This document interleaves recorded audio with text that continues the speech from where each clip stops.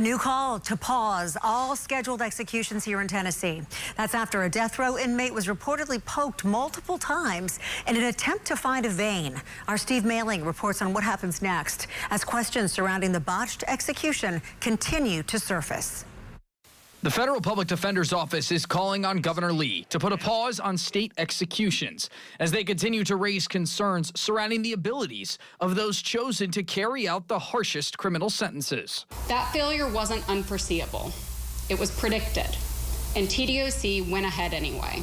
Kit Thomas with the public defender's office says the state needs to once again revisit its lethal injection protocol, a move the governor did back in 2022, just hours before Oscar Smith was set to be put to death. Governor Lee ordered an independent investigation. Specifically, he stated that he expected, quote, the Tennessee Department of Correction to leave no question that procedures are correctly followed. When that happened, the governor paused all executions in the state, allowing for an investigation to happen into the protocol.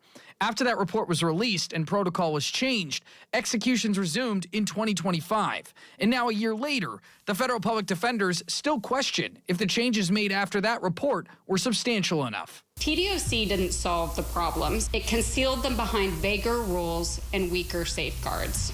The governor and the federal government only hold the power to pause executions, and there's been no indication so far that the governor will exercise that power. For WSMV4, I'm Steve Mailing.